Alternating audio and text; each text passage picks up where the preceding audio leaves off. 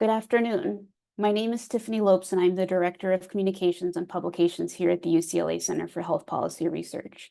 As a land-grant institution, we would first like to acknowledge the Gabrielino Tongva peoples as the traditional land caretakers of Tovangar, that is the Los Angeles Basin and South Channel Islands. Thank you for joining us for our UCLA Center for Health Policy Research seminar series and today's webinar, addressing social and economic drivers of health among Californians who need long-term services and supports. As the population of California ages, the number of people who are living with disabilities and managing chronic conditions is increasing. Whether an individual is born with a disability or acquires a disability over their lifetime, disability has implications for health, healthcare access, and quality of life. Many older adults and adults with disabilities need long-term services and supports to meet their day-to-day needs and optimize their independence, health, and quality of life. LTSS includes a range of physical and social supports that can be provided by a variety of individuals and organizations, both in the community and in institutional settings.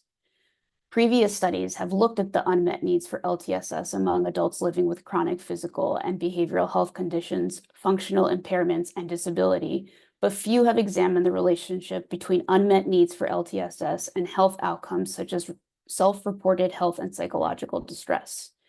Today, we will hear from Dr. Catherine Kietzman, a senior research scientist and director of the Health Equity Program at the UCLA Center for Health Policy Research, and Dr. Lei Chen, a postdoctoral scholar at the UCSF Philip R. Lee Institute for Health Policy Studies, who will share findings from 3 new publications released today. Using data collected from the 2019 to 2020 California Long-Term Services and Supports Study, a follow-on survey of the 2019 to 2022 California Health Interview Survey, Dr. Kietzman and Dr. Chen will share how health outcomes vary by race and ethnicity, employment status, unmet needs for LTSS, and access to care. They will also discuss findings from 2 fact sheets on financial worries and how a sense of neighborhood cohesion may be an important driver of mental health for this population. Before we begin, I'd like to tell you about 2 upcoming events. On Tuesday, August 27th, we will host a California Health Interview Survey data user training to demonstrate how to use CHIS's free online health query tools. The training will be held on Zoom, and I'll drop the link to learn more in the chat momentarily. We're also thrilled to share that the UCLA Center for Health Policy Research is celebrating its 30th anniversary this year. We are planning a special 30th anniversary gala and awards dinner on Wednesday, November 13th. Details and registration information will be coming in the next week or so, but for now, please save the date. As always, today's webinar is being recorded and will be posted to our YouTube channel in the coming weeks. If you would like a copy of today's slides or a link to the recording, please email our communications team at healthpolicy@ucla.edu. Again, thank you for joining us today. Now let's begin today's discussion with Dr. Catherine Kietzman. Thank you, Tiffany, and good afternoon to all who have joined us online. I'm so pleased to be here today with my extraordinary colleague, Dr. Lei Chen, with whom I've been conducting research on long-term services and supports for the past almost 4 years now.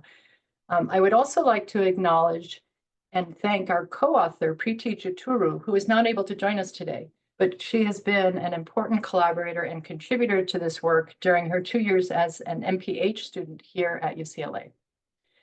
We're excited to have the opportunity to share some findings from our recent research that looks at the health outcomes of older adults and adults in California who have needs for LTSS. We could not have done this work without the very generous support provided by the California Healthcare Foundation that enabled us to conduct these analyses and develop the policy briefs and fact sheets we are presenting to you today. So, California Healthcare Foundation, we thank you. And we would also like to gratefully acknowledge the California Department of Healthcare Services, which supported the primary data sources from which these analyses are drawn. Next slide. So when we talk about the need for long-term services and supports, which we'll be referring to as LTSS in California, it's important to consider some population trends by age and by race or ethnicity. While people of all ages have needs for LTSS, these needs typically increase as we age and are more likely to live longer with multiple chronic conditions and disability. This graph shows projected population growth in California by age. You can see that we're expecting sizable increases in the coming years, particularly in the older adult age groups of those 75 to 84 years of age, with about 150% increase since 2015 expected by about 2040, and a nearly 250% increase in the 85 plus population by 2050. Next slide, please. As California's population ages, it is also increasing in its racial and ethnic diversity.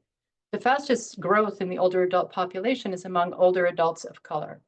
This graph shows that between 2012 and 2030, Black or African American older adults are projected to increase from 5.2 to 5.4% of the population, Asian and Pacific Islanders from 14.1 to 16.4%, while Latinx are expected to increase from 18.3 to 26.3%.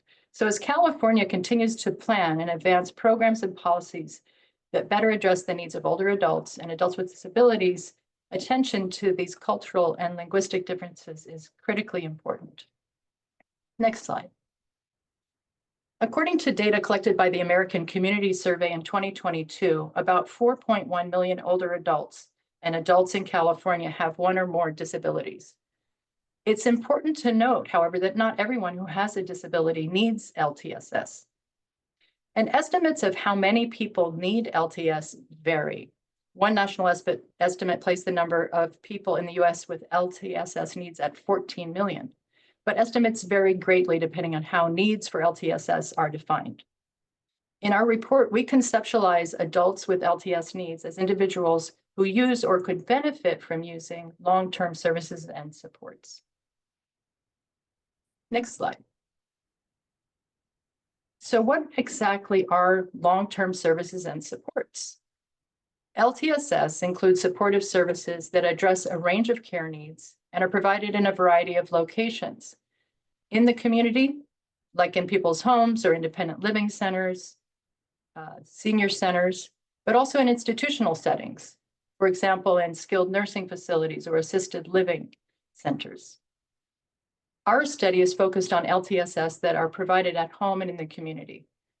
And examples of the formal or paid services include personal care and homemaker services provided by programs like in-home supportive services in California, Meals on Wheels for nutrition and home delivered meals, transportation services to help older adults and adults with disabilities get to appointments or to do necessary shopping, adult daycare and case management are just a few of the many programs that are considered part of the LTSS network of services in California. Importantly, LTSS also include the informal care provided by family members, friends, and neighbors, who actually provide the bulk of LTSS. And these are typically unpaid sources of support on which many community-dwelling older adults and adults with disabilities rely. And it is the people with LTSS needs and their family members who are most often left with the task of identifying, coordinating, and managing a very complicated array of services. From the viewpoint of LTSS consumers and their families, LTSS are quite complex. Each program seems to have a different funding source, different eligibility criteria, different points of entry, and different assessment processes. The financing of LTSS is a policy concern that is in real need of a solution. Most people who need paid LTSS pay for it directly out of pocket. Some do so until they can no longer sustain these costs, but for most families, paying privately for LTSS is out of reach. Private long-term care insurance is held by very few, that's about 5% in California have this type of policy. It tends to be quite expensive, and people have concerns about whether it will maintain its value by the time when it comes around to use it. For those who are eligible, many rely on the services covered by Medicaid, known as Medi-Cal in California, which is the largest payer of LTSS. Medi-Cal provides some coverage, but still does not cover all of the services and supports an individual may need. It comes with an income requirement, and many services also require certification of medical need. And while most people over age 65 and some younger people with certain disabilities have Medicare, it generally does not cover LTSS. Medicare coverage follows acute care events and hospitalizations. It does really not cover ongoing needs for LTSS that we're discussing today. Next slide, please. So as our title tells you, we're focusing on social and economic drivers of health among this population. Why do we have this focus? While LTSS are by definition intended to support the broader health and social care needs of older adults and people with disabilities, we know little about the extent to which adults with LTSS needs in California are successful in accessing the full network that they need to continue living independently at home and in the community. In one of our previous studies of California adults who experienced difficulties with their essential day-to-day activities, we found that 40%, or 2 in 5, had unmet needs for personal or routine care, things like dressing or bathing, getting out of the house for shopping or doctor's appointments. We also found that people with unmet needs experienced adverse consequences and a range of reported financial hardships that varied by racial or ethnic group membership. So the results of that study prompted us to think more about the relationship between access to care and health outcomes among people with LTSS needs, and also how their health may be influenced by an array of social and economic factors. In recent years, our understanding of disability has begun to evolve from a more solely medical and impairment-focused approach to the adoption of a framework that increasingly recognizes and integrates the importance of social responses to disability.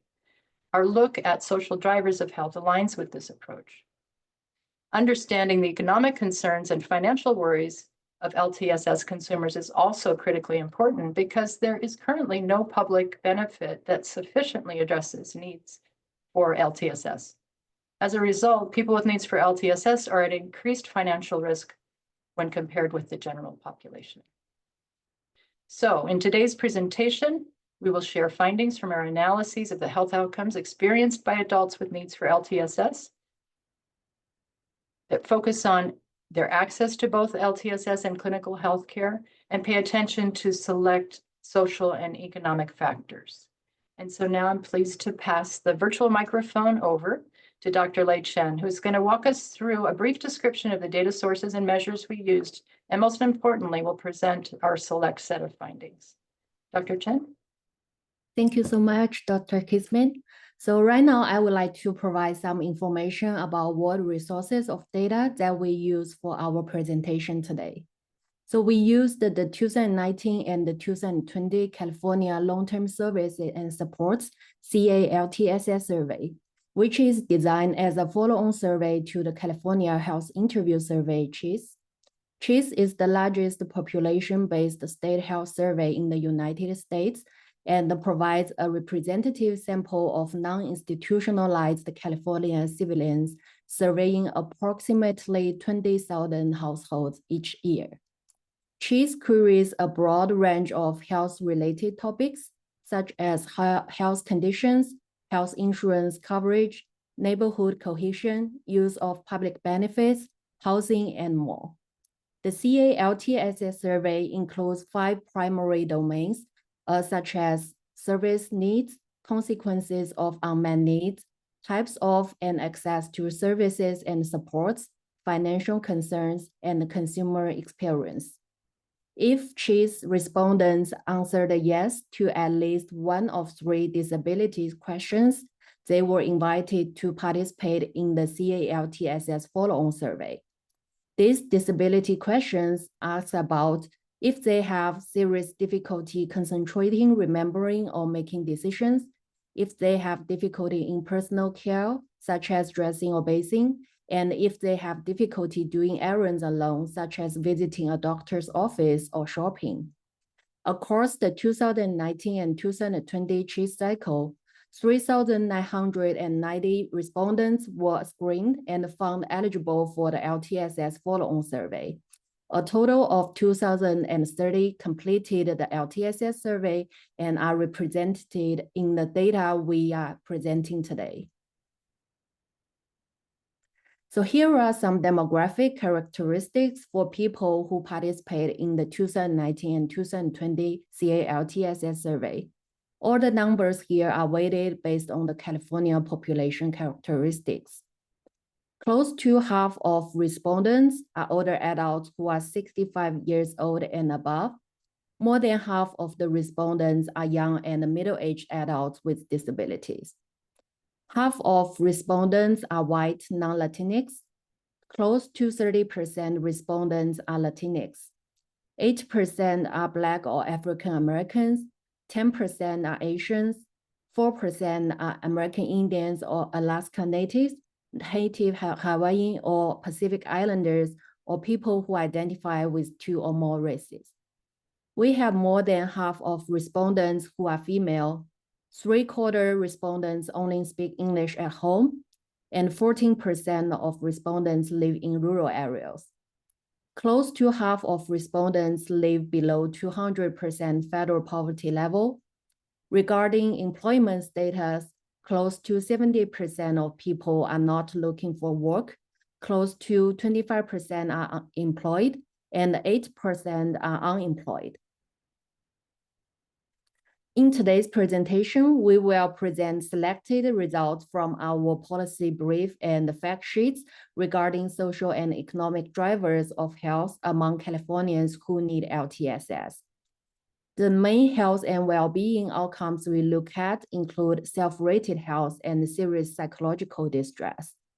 Social and economic drivers in today's presentations refer to measures about access to both LTSS and clinical health care, such as unmet needs for LTSS, health insurance coverage, usual source of care, and delay in care or prescriptions.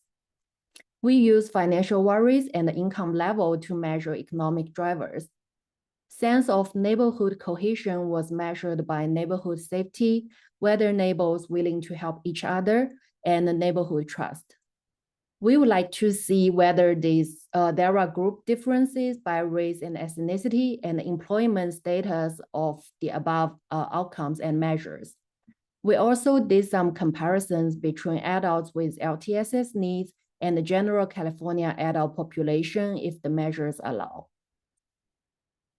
So now let's look at some results. We compare the health and well-being between adults with LTSS needs and the general population of California adults.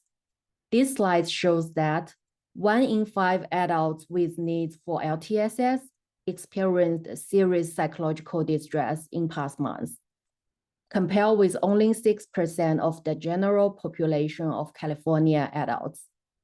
In general, adults with disabilities who have needs for LTSS are 3 times more likely to report fair or poor health and to experience serious psychological distress than the general adult population in California.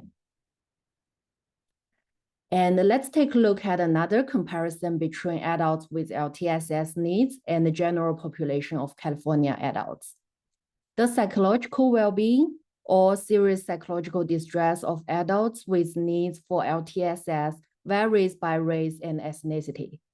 Specifically, larger proportions of Asian adults, adults identifying as other, and Latinx adults reported serious psychological distress compared with white and Black or African American adults. Interestingly, the patterns of variation in serious psychological distress by race and ethnicity were different in the general adult population in California. For example, those who identify as other or as Latinx had the highest rates within the general adult population, while the general adult population overall reported much lower rates than the LTSS population with regard to serious psychological distress. We didn't find significant differences in self-reported health by race and ethnicity among adults with LTSS needs or general CHIS adult population. So we didn't show the data here. When we examined the serious psychological distress, we found significant differences by employment status within the LTSS population, as well as within the general population of adults in California. Unemployed adults with LTSS needs were more than 2 times as likely as those not looking for work to experience serious psychological distress. Interestingly, employed adults with LTSS needs also had significantly higher rates of serious psychological distress than those who were not looking for work. The patterns we found in the general adult population in California were different. Those who were unemployed were the most likely to experience serious psychological distress at nearly twice the rate of both employed adults and adults not looking for work. Regarding the outcome of self-rated health, we look at the relationship between self-rated health and the employment status. We find in both populations that adults who are not looking for work or who were unemployed were more likely to report fair or poor health than adults who were employed. So the data will not show in this slide. Okay. So after we compare the two populations between adults with LTSS needs and the general adult in California, for the rest of the results that we will present, we will focus solely on adults with needs for LTSS. We found that access to both LTSS and the clinical health care is a potential driver of health and well-being for adults with LTSS needs. We look at 4 measures of access to health and social services, including unmet needs in LTSS, health insurance coverage, usual source of care, and delay in care or prescriptions. The results show that highest level of serious psychological distress was found among adults who reported having unmet needs for LTSS, who had no health insurance or had Medicare-related public insurance, who had no usual source of care, and who reported delays in receiving care or prescriptions. So starting from this slide, let's take a look at the results about financial worries that were reported in one of the fact sheets. We found that close to 2/3 of California adults with needs for LTSS were experiencing financial worries. The experience of financial worries varies depending on race and ethnicity and employment status. Significantly larger proportion of Asian, Black, or African American and Latinx adults with LTSS needs reported financial worries compared to white adults and those who identify as other races and ethnicities. With respect to the employment status, adults who were either unemployed or employed were significantly more likely to report financial worries than those not looking for work. The experience of financial worries among California adults who have LTSS needs has implications for 2 health outcomes. More than half of those experiencing financial worries reported poor or fair self-rated health, a rate significantly higher than for those who did not report financial worries.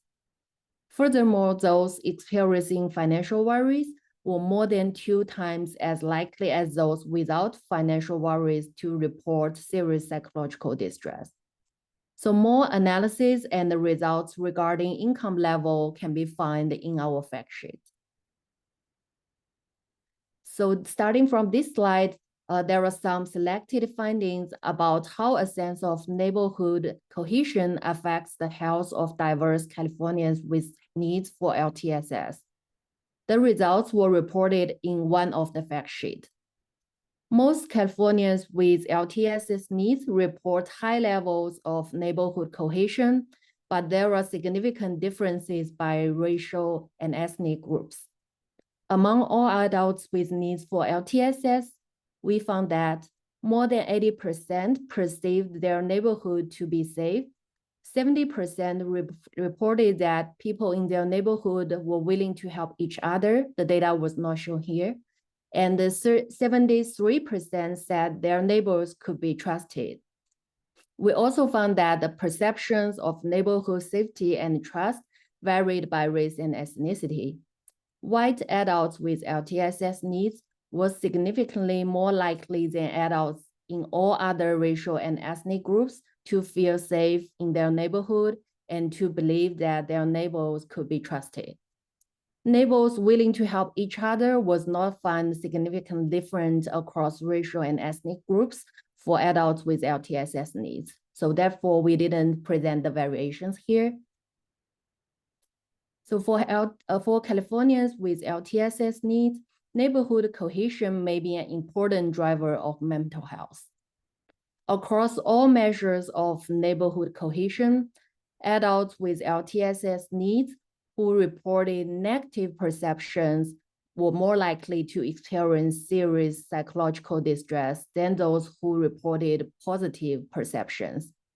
Specifically, those who perceived a lack of neighborhood safety were twice as likely to experience serious psychological distress compared to those who perceived that they live in a safe neighborhood. Similarly, those who perceived that neighbors were not willing to help each other experienced more than twice the rate of serious psychological distress as those who perceived their neighbors as willing to help each other. Finally, adults with LTSS needs who reported that their neighbors could not be trusted had significantly higher reports of serious psychological distress compared to those who perceived that their neighbors could be trusted. So regarding the self-rated health, we didn't find significant differences in self-rated health by neighborhood cohesion measures. So for more information about analysis regarding poverty level and the neighborhood cohesion can be found in our fact sheet. So now I will turn back to Dr. Kisman to share more about the discussions and implications from this study's results. Thank you, Dr. Chen, for that very clear and thorough presentation of select findings from our study.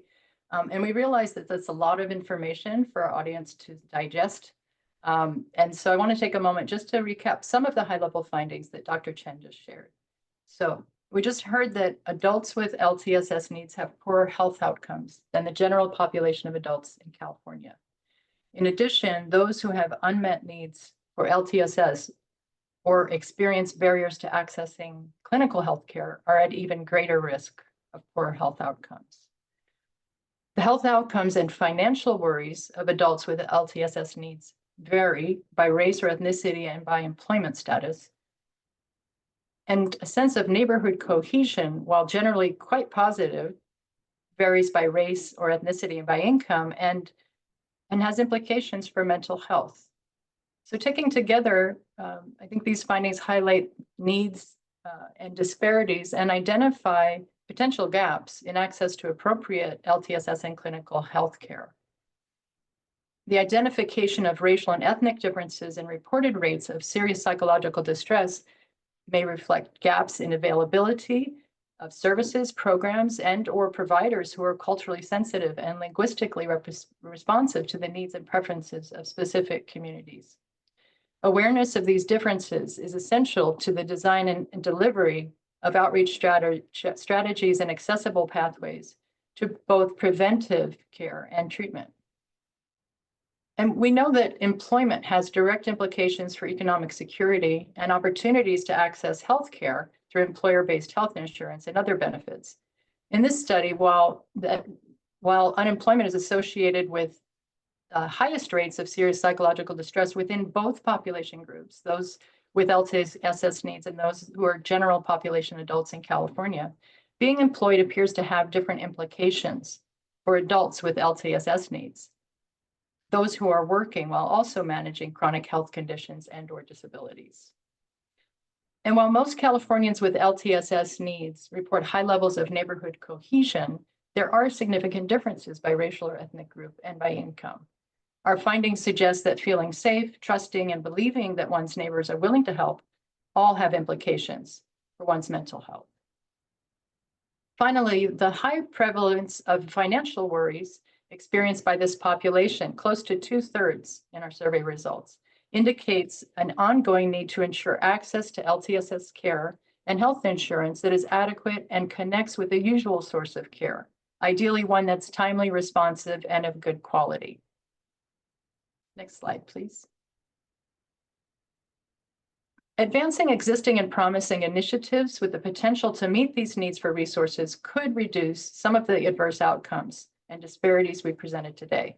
So we believe there's a need to improve access to LTSS for eligible populations through educating the public on existing program availability, minimizing administrative burden on the consumer, improving care coordination, and better integrating health and social care, and ensuring in particular, given the prevalence of serious psychological distress that we're seeing in this population, we want to ensure that LTSS recipients are appropriately connected to behavioral health care when they need it.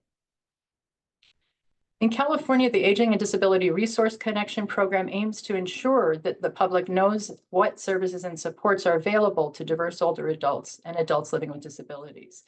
The ADRC uses a no wrong door system to coordinate and facilitate access to a broad range of culturally and linguistically appropriate services. For individuals with LTS needs who are eligible for Medi-Cal, a series of transformation initiatives known as CalAIM recognizes that a more person-centered, holistic, and well-integrated delivery system is essential for bridging existing silos that constrain the effective provision of comprehensive care. CalAIM's Enhanced Care Management Program is especially pertinent for people with LTSS needs, who often have to navigate complex and fragmented systems to get the care they need.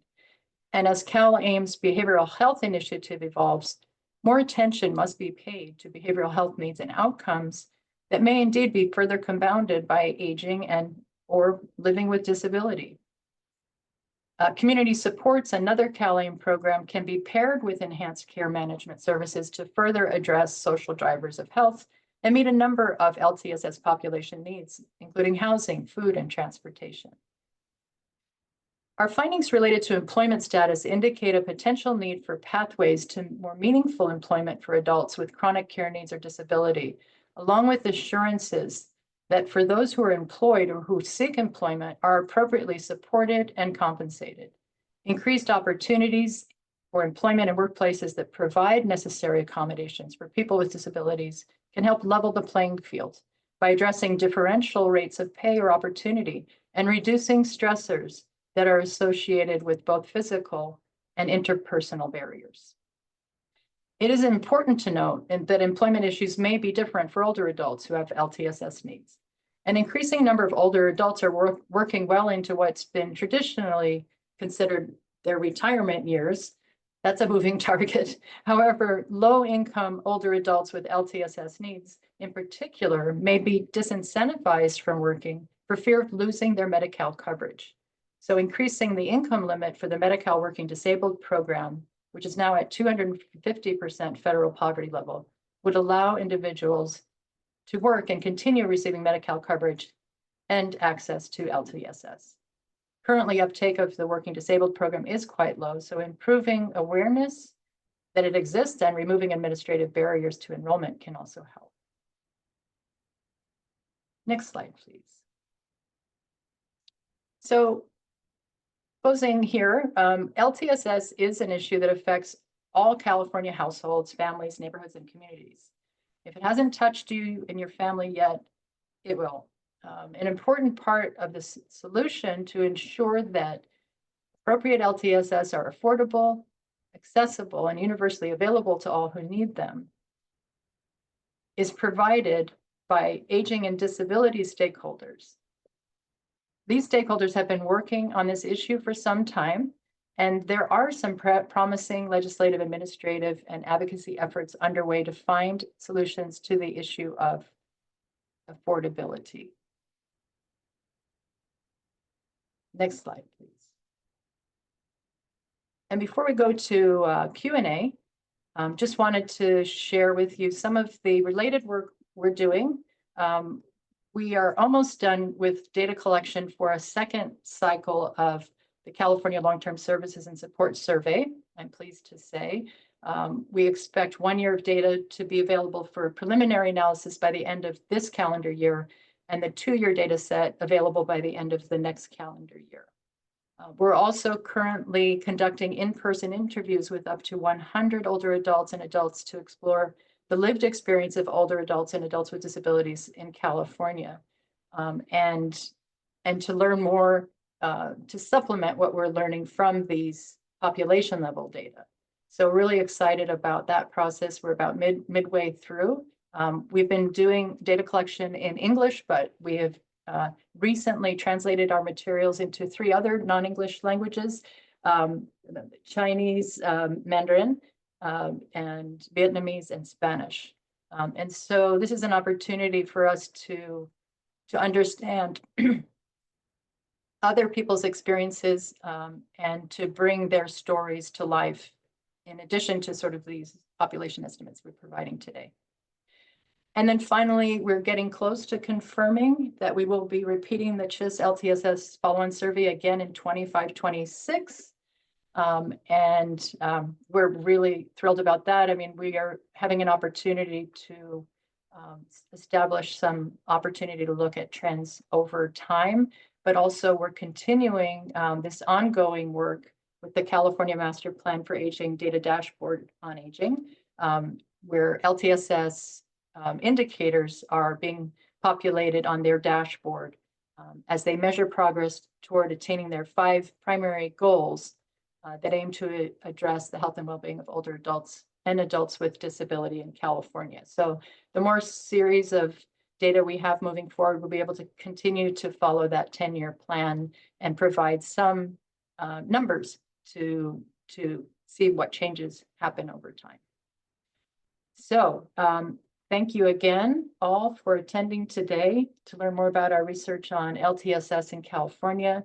And we're really looking forward to your questions, and happy to turn the mic back over to Tiffany Lopes, our extraordinarily talented communications director.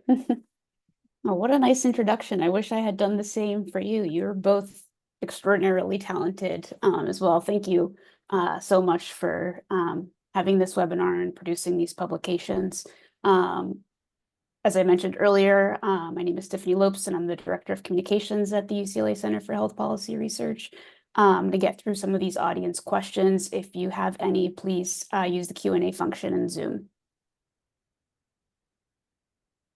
The findings related to neighborhood cohesion, so neighborhood safety and neighborhood trust with psychological distress among adults with LTSS needs are so interesting.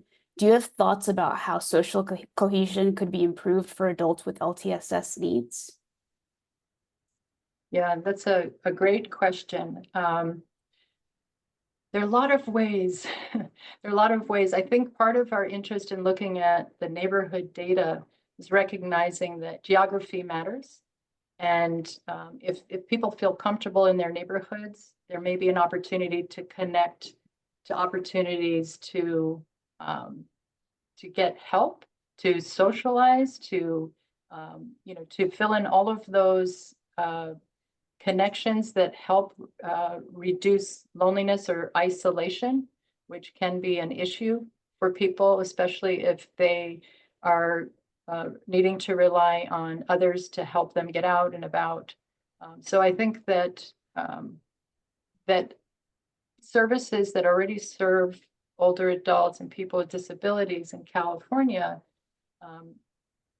can think about, to the extent possible, planning, having local satellites is a thought, opportunities to help local communities engage. I think those exist to some extent already when you think about senior centers, independent living centers, but specifically for people with LTSS needs, the outreach and the resources that might be required to support that may be a little bit different than a general population of older adults going to the senior center, for example. So attention to transportation options and building those into programming is one thing that's, I think very important.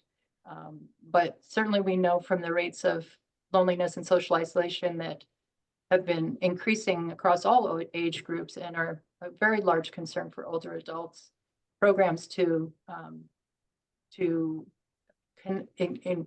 encourage connections and to support those connections, I think are really, really important. Of course, I haven't mentioned, but maybe the elephant in the room is what we're doing right here on a virtual platform, and finding ways to connect also virtually. And in some cases that might involve increasing access to resources to be able to have the technology needed, but also the training to know how to use the technology, and to have adaptive technology depending on person's needs.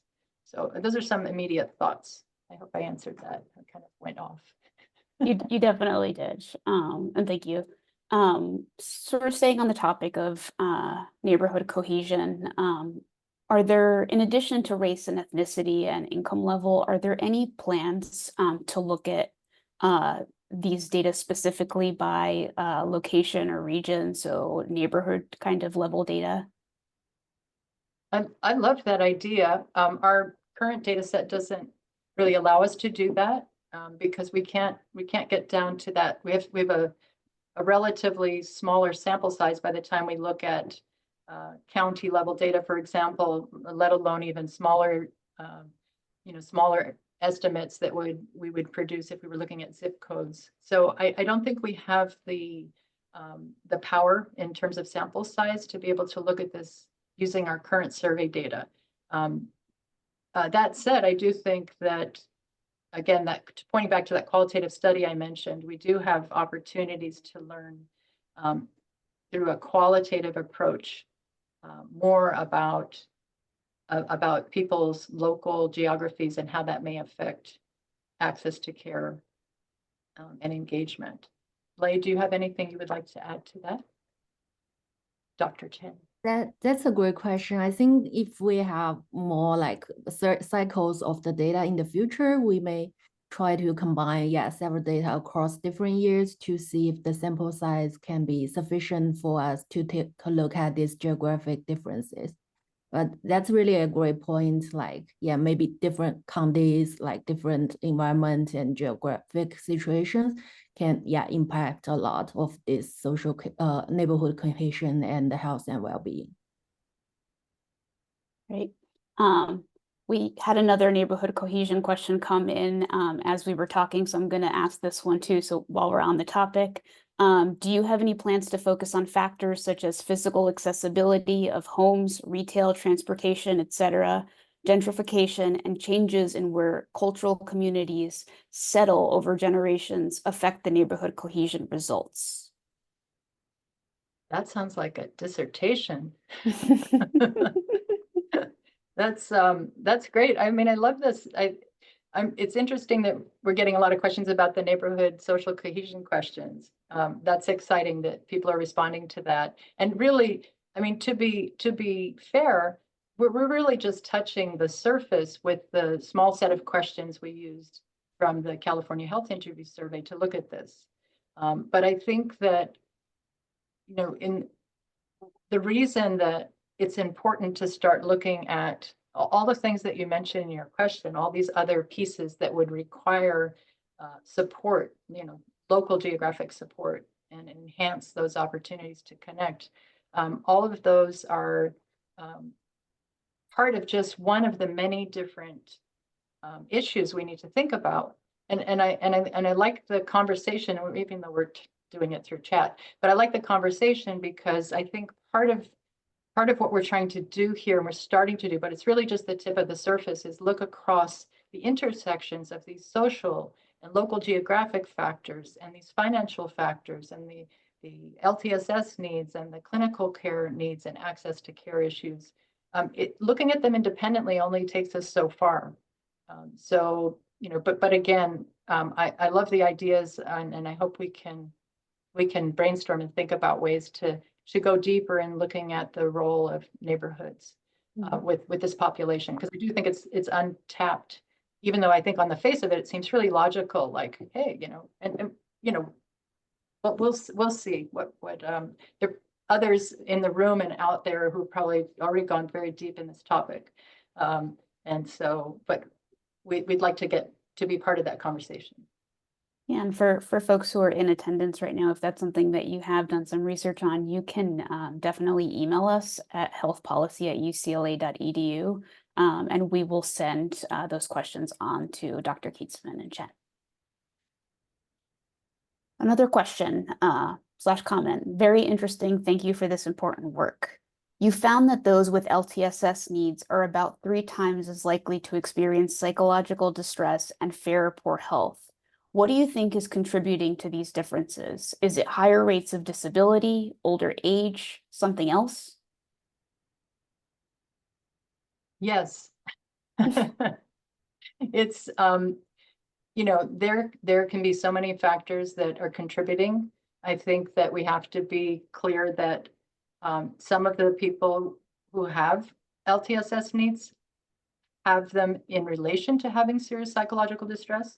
So, recognizing that these are cross-sectional data, we really can't get to causation of, what would be driving those higher rates. But I think it's really important to start the conversation by looking at that we have higher rates and then looking at those comparisons within those higher rates. Which group is having the highest rates and why? And by looking at that, I think we can untangle some of the question that I think that the person just posed in their question. I think there are a number of factors, age, but I think even just the sort of the overarching concern we have in our study of LTSS is that we don't have adequate resources. They're not reaching enough people.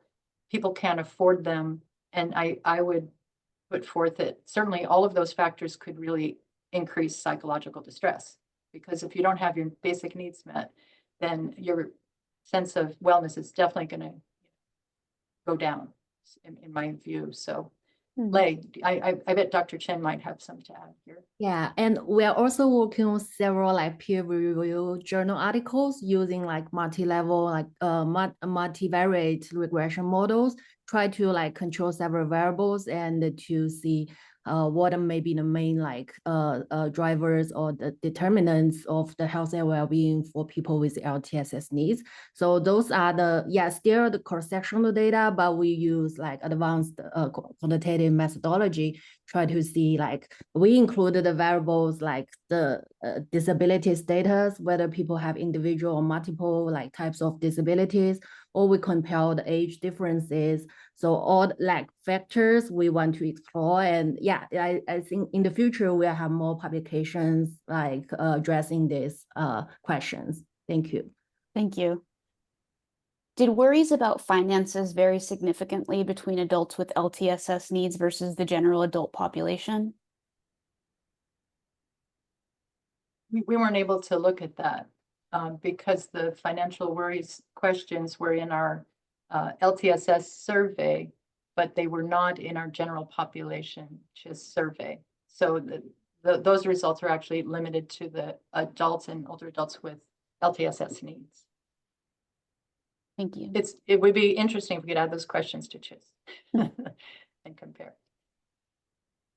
Similarly, have you thought about the potential links between your work here and the work of Dr. Zachary Morris at Stony Brook and others who look at the many extra costs of having a disability and considering how expensive LTSS can be when functional needs increase with age and at a time of labor shortage for personal care assistance?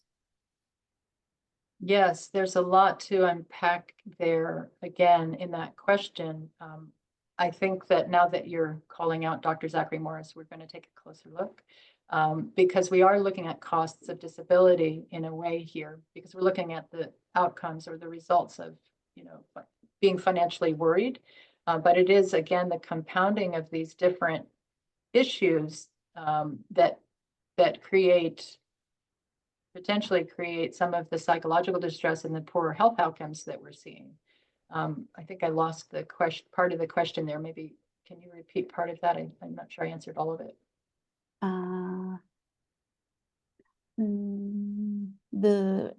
Have you thought about the potential links between your work here and the work of Dr. Zachary Morris and others who look at the many extra costs of having a disability and considering how expensive LTSS can be when functional needs increase with age and at a time of labor shortage for personal care assistance? The labor shortage, yeah, that's the one I wanted to get at. It's a huge, huge issue. So again, thinking of all the ways that we need to improve access to LTSS, access to healthcare. Obviously, if we improve access and we don't have the workforce there to provide, that's really not improving access. So again, it's thinking on multiple levels of all these systems and how they have to work together in order to be able to address needs. So it can be a little daunting, but we like challenges. But we certainly hope that at least in touching a number of these topics, we can think more holistically across different systems to figure out the jigsaw puzzle that we have to kind of put together in a more productive way to be responsive to people who have needs for LTSS. And in doing so, hopefully reduce some of those poor health outcomes. I think, somebody's question earlier was really like, what causes those poor health outcomes? And this is, potentially one piece is maybe we start with a poor health outcome, but it gets worse because we just don't even have the services or the supports we need. Thank you. Do the researchers believe that expanding access to long-term care insurance could be a viable policy solution? I think access to long-term care insurance depends on how, what it costs. Is it that it has to be accessible? So I guess it depends on how that access would be expanded. If it could be more of a public long-term care insurance program, and there are discussions and a number of efforts to look at that at the state level, certainly with a review of different options for not only long-term care insurance, but more of a public option for LTSS at the state level. Since we don't have one at the national level, and even though there were efforts to make one part of the Affordable Care Act back then, that didn't cross the finish line. And so the state of California has a number of different and important efforts to kind of look at, and part of that would be like, well, what is the benefit package in a long-term care insurance program that really is going to address needs? But cost is important. It's going to be important to understand the cost to individuals and their families and the cost to the state and to the federal government to see if it's actually viable and how it would get funded if it's not just a private long-term care insurance. Yeah. What gaps do you see in enrollment for CalAIM's enhanced care management?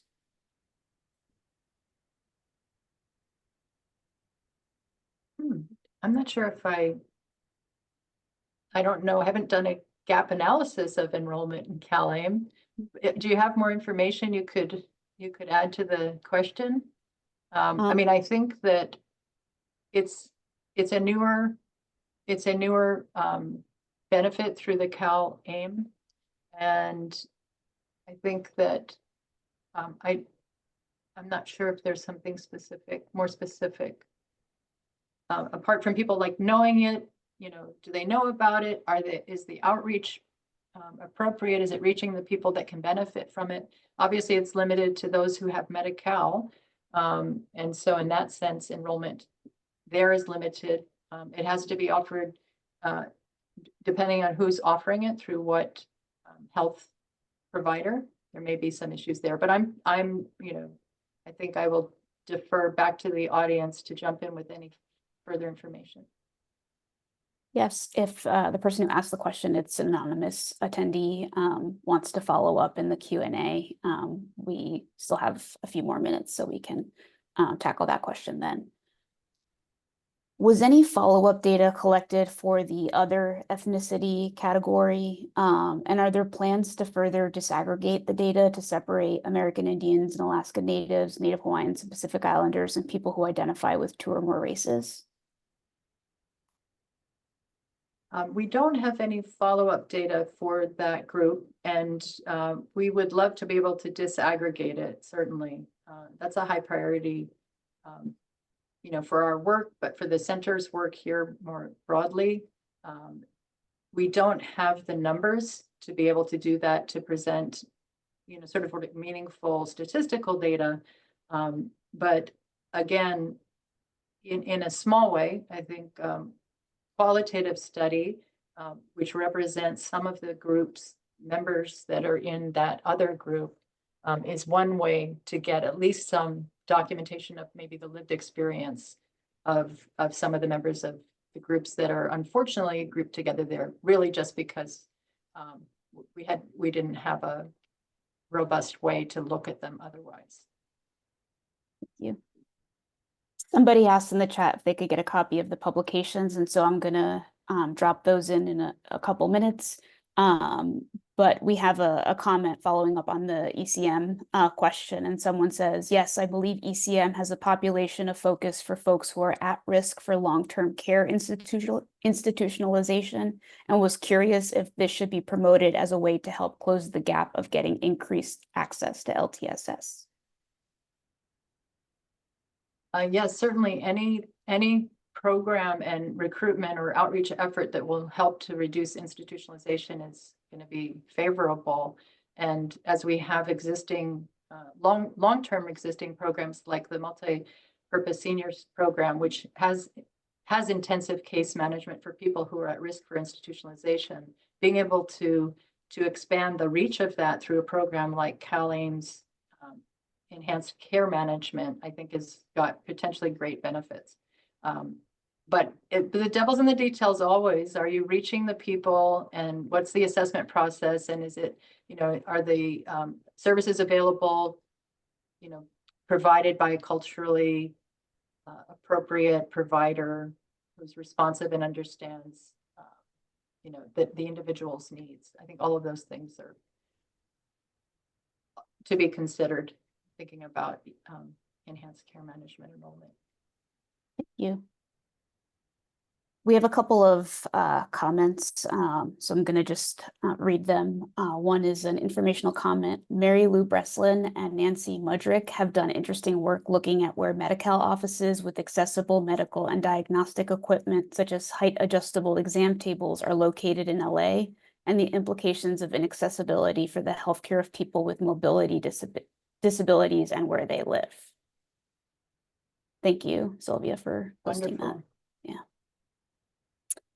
And then if the county did not screen for the California Working Disabled program, you can ask for a state fair hearing. Part of the problem is California have over 200 Medicaid / Medi-Cal programs with their own eligibility, share of cost or no share of costs, full scope or limited scope medical care, and so on. Yeah, thank you for calling out those challenges. So those, if anyone has any questions, please use the Q&A. We have just a minute left. Somebody asks if how has this problem been addressed in other places such as Europe or Asia? Is that something that, you've looked into at all? I haven't looked into that. I think that our systems are quite different. So the problems are probably quite different. Mm-hmm. But it would be interesting to do sort of multinational study, and others have done that, just that our focus in this sphere has been in California. But certainly it's important to look to what others are doing, and we can be really well informed by that and learn what works for them, what doesn't, but also, making sure that it fits the context that we're operating in. So I think we're operating within a very specific policy environment. But I think the broader issue of getting services and supports to people who have these needs is a global concern. And so I think it's a really good question for us to keep in mind when we move to a national study and then to an international study. Yeah. There we go. Thank you, Dr. Kietzman, and thank you, Dr. Chen, for a great presentation and Q&A. I also wanted to thank everyone for attending this month's webinar on addressing social and economic drivers of health among Californians who need long-term services and supports. We will be posting the recording of this webinar online with closed captions within the next 2 weeks. Please visit healthpolicy.ucla.edu/newsroom/events If you would like a copy of today's presentation or you want us to send you a link to the recording, you can also email us at healthpolicy@ucla.edu. Thank you so much and have a wonderful rest of your day.